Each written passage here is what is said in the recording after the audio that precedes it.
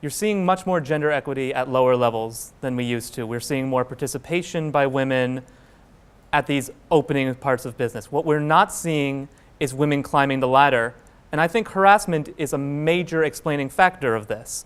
You see it in women not having access to the same number of mentors, the same people who they can talk to and can help facilitate their rise in career, either because these mentors might harass them or because there's a growing fear that they might be accused of harassment, from the mentor's perspective, even though that's a vanishingly small piece. It seems to be becoming part of our cultural dialogue and one I think we need to be very cautious around.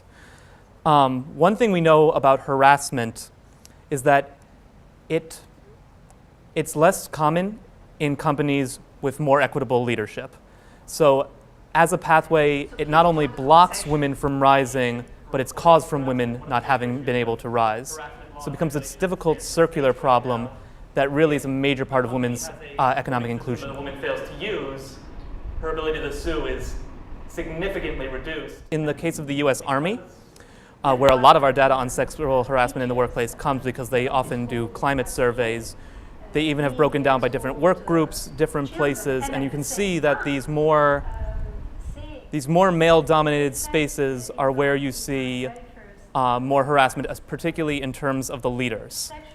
If a company sets up a reporting system in the US and the person who is harassed doesn't take advantage of it for whatever reason, the company in general is not legally liable anymore.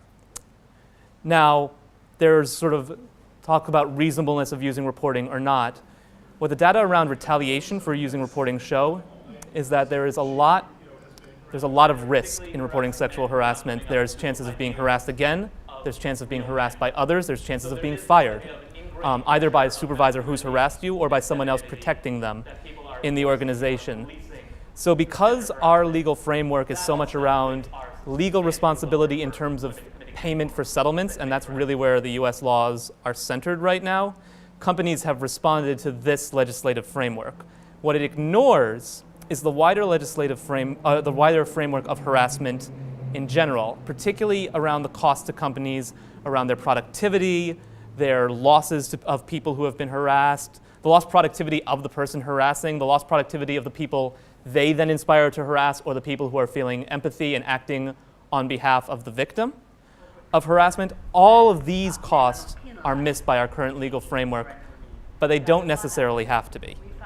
I would think more stringent commitment to reporting rates of harassment, to reporting responses to harassment, to working to build systems that women actually feel comfortable reporting to, women and men, would do a lot to help shift the debate, and I think these can be legislated, this kind of changing the pressure around what companies are responding to.